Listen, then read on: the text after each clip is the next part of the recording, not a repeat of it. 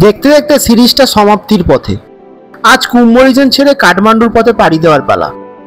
বিষাদ মনের মাঝেও আজ একটা চাপা উত্তেজনার বিস্ফোরণ ঘটছে, কারণ আজ পৃথিবীর ডেঞ্জারাস এয়ারপোর্টগুলির মধ্যে অন্যতম লুকলা এয়ারপোর্ট থেকে ফ্লাইটে চড়ে কাঠমান্ডু পাড়ি দেওয়ার জন্য অনবদ্য একটা এক্সপিরিয়েন্স নেওয়ার পালা। সকাল থেকে আজ ওয়েদারটাও বেশ চনমনে হয়ে আছে। বলে রাখি, ফ্লাইট ছাড়াও সুরকে থেকে শেয়ার কারে করে ২৫০০ টাকায় কাঠমান্ডু যাওয়া যায়।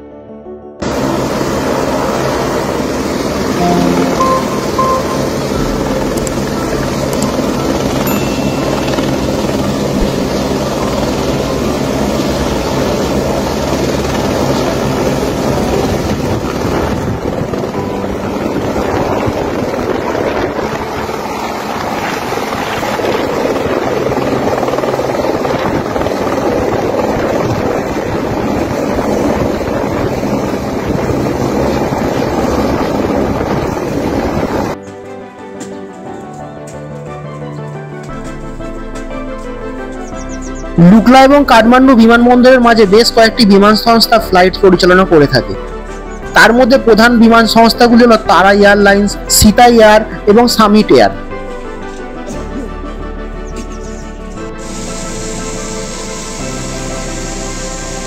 লুকলা এয়ারপোর্ট সম্বন্ধে কয়েকটা ফ্যাক্ট বলে রাখি। 1964 সালে স্যার এডমন্ড হিলারি লুকলা বিমানবন্দরটি নির্মাণ করেছিলেন।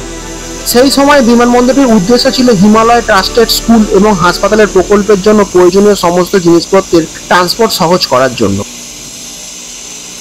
লুকলা এয়ারপোর্টটি ৯৩৩৭ ফুট উচ্চতায় একটি পাহাড়ের ঢালে অবস্থিত, যা সুউচ্চ শৃঙ্গ এবং খাড়া খাড়া পাহাড় দ্বারা বেষ্টিত। এই এয়ারপোর্টের রানওয়ে মাত্র ৫২৭ মিটার লম্বা এবং ২০ মিটার চওড়া।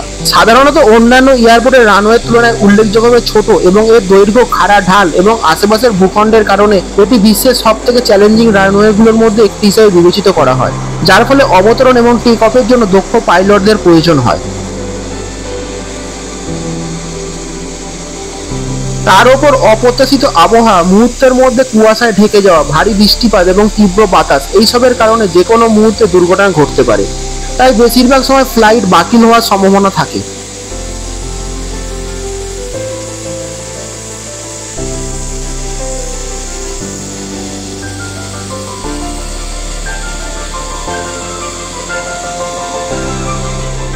ইতিহাস ঘাটলে এই বিমানবন্দর থেকে বেশ কয়েকটি উল্লেখযোগ্য দুর্ঘটনার সন্ধান পাওয়া যায়। বিমানবন্দরটি চালু হওয়ার প্রায় ১ দশক পরে লুকলায় প্রথম বড় দুর্ঘটনা ঘটেছিল।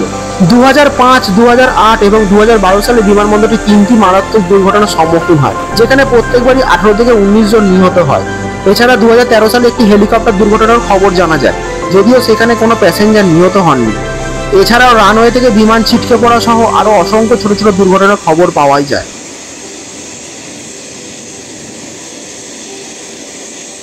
এত সব প্রতিকূলতার মাঝেও বিমানবন্দরটি এভারেস্ট অঞ্চলে প্রবেশের জন্য একটি গুরুত্বপূর্ণ কেন্দ্র হিসেবে রয়ে গিয়েছে, যার উপর প্রতি বছর বিপুল সংখ্যক ট্রেকার্স, পর্যটক, লোকাল লোকজনেরা নির্ভর করে থাকে। এয়ারপোর্টের সামনেই প্রচুর লজ রয়েছে, বাইরেটাই জাস্ট প্রচুর বেকারি অ্যান্ড ক্যাফেও রয়েছে। চাইলে আপনারা হাতে টাইম নিয়ে এসে খেয়েও রেস্ট নিয়ে তারপর যেতে পারে। লুকলা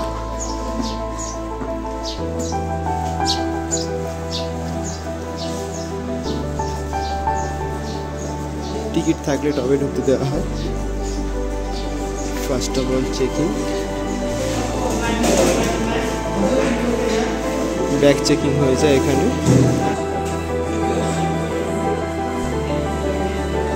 দশ থেকে ১৫ কেজির মতন ব্যাগ বহনে ছাড় দেয়, এরপরে বাকি ওজনের জন্য এক্সট্রা চার্জ দিতে লাগে।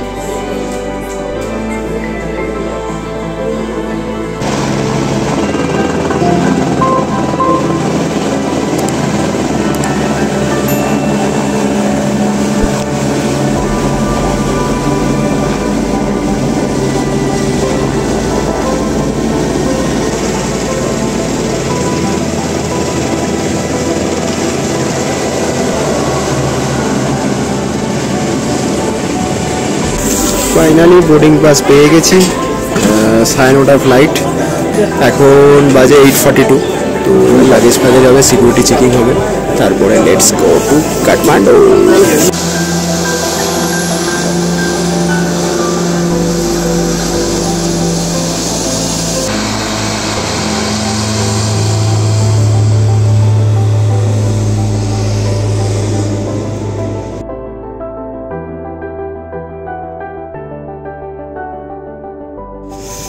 তো ফাইনালি ফ্লাইট পেয়ে গেছি, এবার যাওয়ার পালা।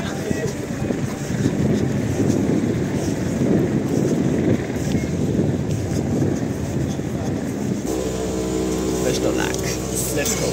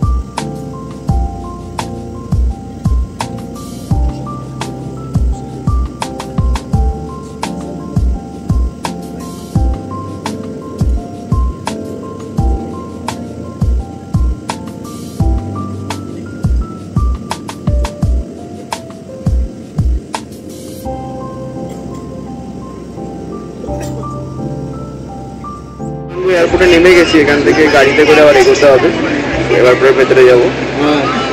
গরম প্রচুর, কোথায় ঠান্ডায় ছিলাম -11, কোথায় নেমে গেছি 32, too much hot, more than Kolkata. 30 মিনিটের এই জার্নি সত্যিই দুর্ধর্ষক ছিল। জীবনে একবার হলো এই এক্সপিরিয়েন্সটা নেওয়া সত্যিই দরকার।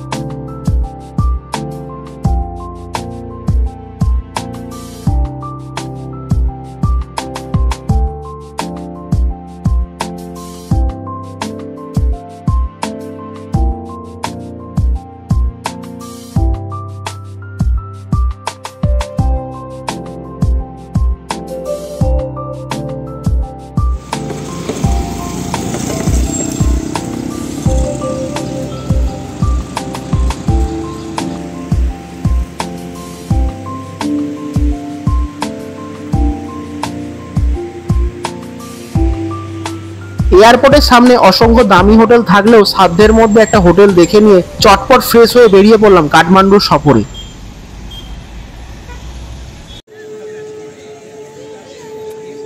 জায়গাটা পুরোটাই শ্মশান, মন্দিরের সাথেই অ্যাটাচ, যেরকম বারাণসীতে আছে।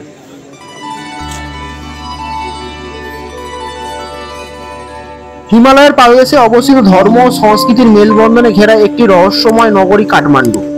প্রাচীন স্থাপত্যে ভরা এই শহরটি ইউনেস্কো দ্বারা ঘোষিত বিশ্ব ঐতিহ্যবাহী স্থান।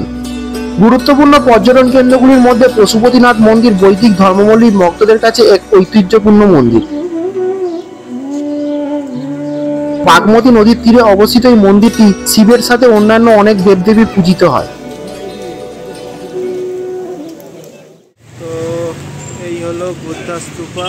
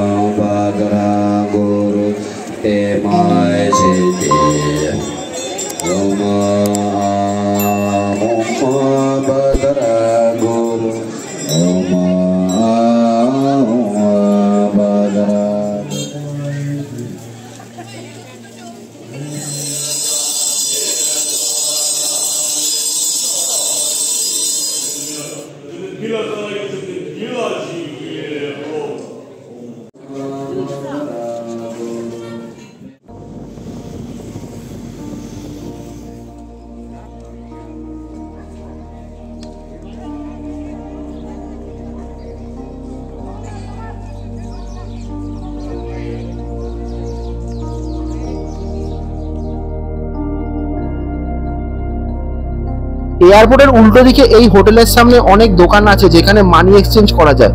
বলে রাখি, বর্ডার এরিয়া থেকে কাঠমান্ডুতে মানি এক্সচেঞ্জ করলে একটু বেশিই পাওয়া যায়। এছাড়াও বিভিন্ন জায়গায় যাওয়ার জন্য বাস ও সুমোর টিকিট কাটা হয়। বীরগঞ্জ যাওয়ার জন্য 1000 টাকার বিনিময়ে একটি এসি ভলভো বাসের টিকিট কেটে নিলাম।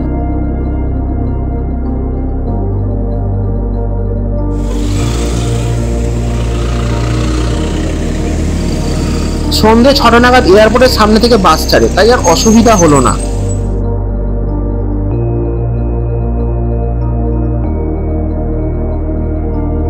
ওয়েলকাম হিসাবে বাসের মধ্যে ছোট্ট একটা জলের বোতল আর একটা করে স্ন্যাক্সের প্যাকেট দেওয়া হয়।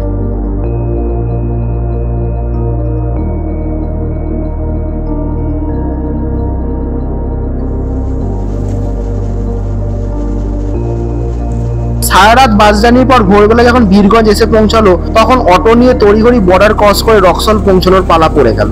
যদিও বেশি সময় লাগে না।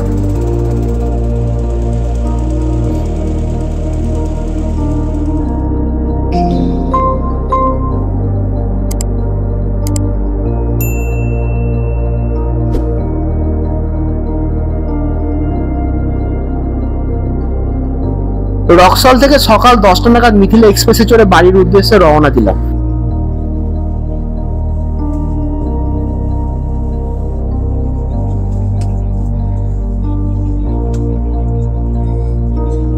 অনেকটা অভিজ্ঞতা আর পাহাড়ের সাথে কাটানো লক্ষাধিক মুহূর্ত নিয়েই কয়েকটা মাস নিশ্চিন্তে কাটানো যাবে।